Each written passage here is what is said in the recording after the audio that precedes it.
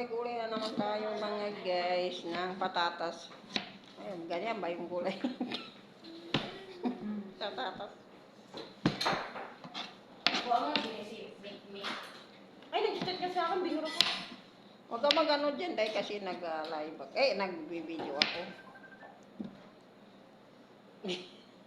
May video ako makirinig ni Make. Andito na anak, thank you. Andito na, pumasok na. Hoy! Nag-send ka sa akin, di mo na alam? Siselusan kayong dalawa eh. Nag-send ka sa akin. Alam ba yung ganyan relasyon? Araw-araw nag-aaway, hindi na pwede patagalin kasi may stress lang kayong dalawa. Ako hindi ako nag-ano dyan. Hayaan ko. Saan yung gabi?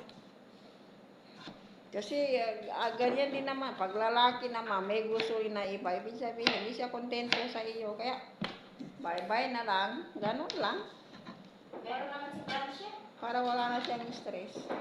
Meron naman si Francia. Sabi ko siya, na ano yan? Ano ba yan? Kaya ano siya dyan? Sabi ko kaya ano po siya.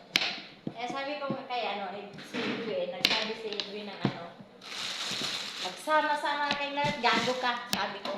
Ginagago mo na si Edwin. Sabi mo na ako kung bentan. Bakit dami mo naman yun? Ewan ko Edwin. Sige na anak, matulog na kaya. Sige na anak ko. Bye-bye. Summer night, we're saying goodbye. Nireply yun. Magluto tayo mga guys ng maragaga. Papanungan ko ng gano'n. Kung ayaw mo kayo, dahil ayawan mo, putik mong tapanungan. Gago, dami ng ano. Tapos na-message si Kuan. Sa Edwin lang nag-reply sa kanya. Kausap ko asawa ko, sabi ng gano'n na Edwin. Sabi niya, hayaan mo, lalabs, pag uwi mo, dito ka rin titira sa bahay, gago.